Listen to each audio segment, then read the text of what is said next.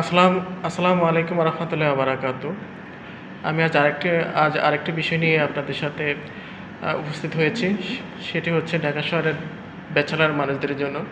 যেহেতু আমি একজন ব্যাচেলর মানুষ, তো আমাকে ঢাকা শহরে আসার পর যেসব বিষয়ে যেসব প্রবলেমগুলো ফেস করতে হয় আমাদের ভাইদের ঢাকা শহরে, ম্যাক্সিমাম ঢাকা শহরে প্রায় অনেক মানুষই ব্যাচেলর থাকতে হয়। কারণ হয়তো বা কারো জীবিকার তাগিদে, হয়তো বা কারো আয়ের উৎস খুব সীমিত, যার কারণে তারা ফ্যামিলি নিয়ে ঢাকা শহর থাকতে পারে না। তো ঢাকা শহর থাকতে গেলে বাসা বাড়ি নিয়ে বাড়ির মালিকেরা খুব একটা ঝামেলা করে ব্যাচেলারদের নিয়ে, যে তারা ব্যাচেলারদেরকে বাসা ভাড়া দিতে চায় না। তো আমি ওইসব বাড়িওয়ালাদের উদ্দেশ্যে বলতে চাই যে আপনারা তো একসময় ব্যাচেলার ছিলেন, হয়তো বা আল্লাহ পাক রাব্বুল আলামিন আপনাদেরকে তৌফিক দিয়েছে বাড়ি করার,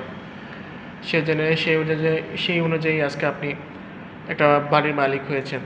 তো আপনাদেরও তো ব্যাচেলারদের কষ্ট বুঝতে হবে যে তারা কোথায় যাবে বা কী করবে, বা তাদের আয় কতটুকু সীমিত, সেটাই তো আপনাদেরকে দেখতে হবে। তা আপনারা তা না করে ব্যাচেলারদের সাথে খুবই খারাপ ব্যবহার করেন। তো ব্যাচেলারদেরকে বাড়ি ভাড়া না দেওয়ার আরও অন্যান্য কারণও থাকতে পারে, যার কারণ হলো যে তারা তারা বিভিন্ন অপকর্মে লিপ্ত হয়ে যায়। যেমন তারা বাসা বাড়িতে বিভিন্ন নারীঘটিত ঘটনাও ঘটায়। তারা তারা সুশৃঙ্খলভাবে তারা তাদের বাসা বাড়িতে থাকতে পারে না। তারা হয়তো বা তাদের বাসা বাড়ি যে ভাড়াটা সেইরকমভাবে পরিষ্কার পরিচ্ছন্ন করে রাখে না ঠিকমতো। তারা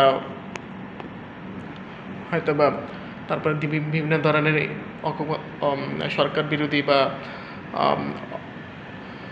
অপকর্মের কাজে লিপ্ত হয়, যার কারণেই বাড়িওয়ালারা এদিক থেকেই চিন্তা করেই ব্যাচেলারদের তেমন একটা বাসা ভাড়া দিতে চায় না। তা আমি বাড়িওয়ালাদের উদ্দেশ্যে বলবো, সব ব্যাচেলার তো একরকম না।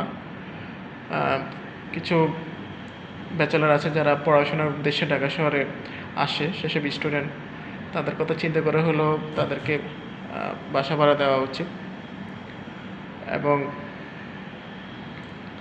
তাদেরকে বাসা ভাড়া দেওয়া উচিত। তাদের ফ্যামিলির যে প্রবলেমগুলো বা অর্থনৈতিক যে প্রবলেমগুলো, সেই বিষয়গুলো দেখা উচিত।